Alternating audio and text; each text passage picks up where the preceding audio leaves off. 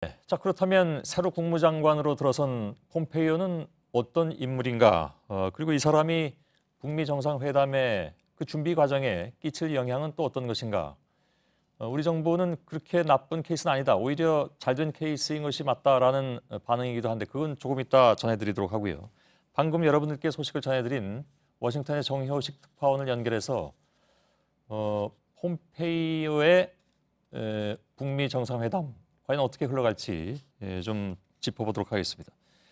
자, 정효식 특파원, 우선은 뭐 주파수가 여러 가지로 트럼프하고 맞다 이런 평가는 이미 나왔는데 지금 김정은 위원장에 대한 분석이라든가 여러모로 볼 때 북미 정상회담까지 시일이 좀 촉박한 상황이어서 어떻게 흘러갈지 궁금합니다. 폼페이오를 전면에 내세운 이유는 뭘까요?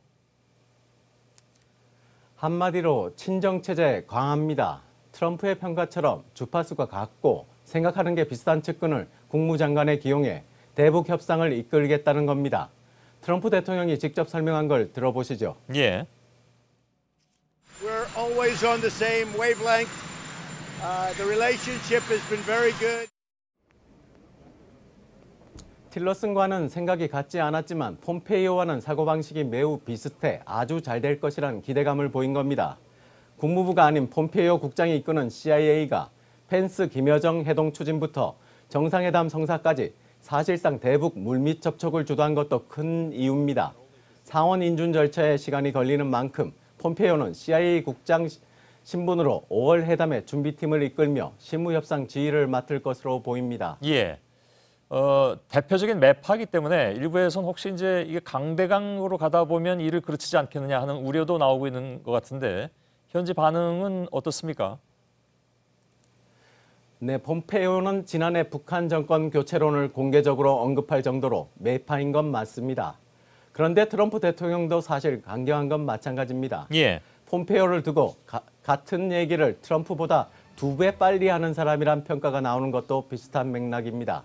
대신 폼페이오는 정상회담 추진에 대해선 경계심을 보였던 다른 참모들과 달리 대통령이 김정은을 만날 만큼 배짱을 가졌다며 반겼던 적극 추진파입니다. 예. CNN은 트럼프 대통령이 폼페이오를 기용한 건 북한에 대해 강한 팀을 원했기 때문이라고 했습니다. 예.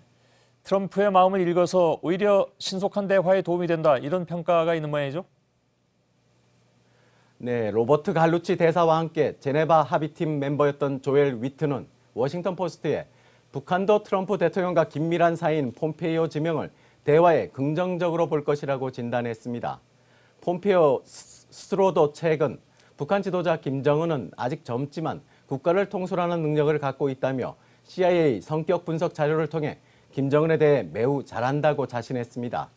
한 번도 마주한 적 없는 북미 정상 간 회담의 승부처는 김정은에 대한 정보에 달려있고 그것의 키를 폼페이오가 쥐고 있다는 겁니다. 틸러슨에 이어 맥메스터 국가안보보좌관 등 핵심 참모진에 대한 추가 인사 가능성이 보도되고 있는데 선제 타격론을 신봉하다시피 하는 볼턴 전 유엔 대사의 기용 가능성 등을 우리로선 예의 주시해야 할 것 같습니다. 예, 알겠습니다. 워싱턴의 정효식 특파원이었습니다.